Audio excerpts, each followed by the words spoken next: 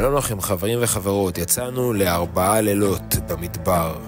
מצפה הר סדום, נחל סדום, נחל קסרה, חורבת קסרה, נחל נקרות, נחל המציאה, שביל מערת הקמח, נחל פרצים, מישור עמיעז והר מסע.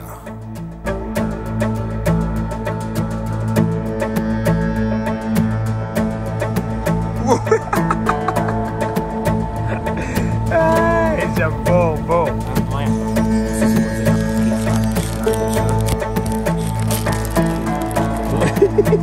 עזוב את זה.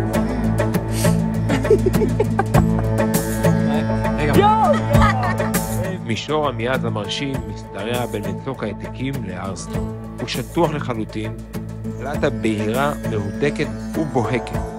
מסלול הנסיעה חולף במישור עמיעז, בנחל פרצים, מערת הקמח הוא ממשיך להר המלח. הרי הוא הר סדום. בנחל סדום, יש המכנים אותו נחל פרצים הקטן, פגשנו רוכבי אופניים מרוצים במיוחד, וכמובן נכבי שטח רבים ומגוונים. נסיעה מענה בערוץ צל ומפותל שנאבק בלבן.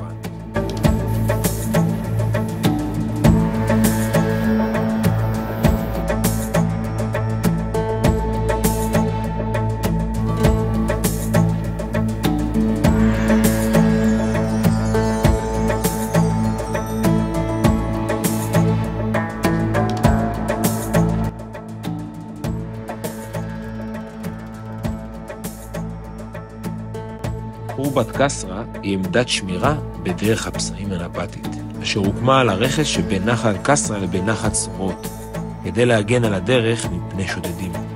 לאחר התפשטות האימפריה הרומית לממלכת הנבטים ולדרכי המסחר שלהם, נעזבה המצודה וננטשה. אחרי 4 ימים הגענו להר מסע. וואו, היה שווה את זה. אלון מתרגש במיוחד.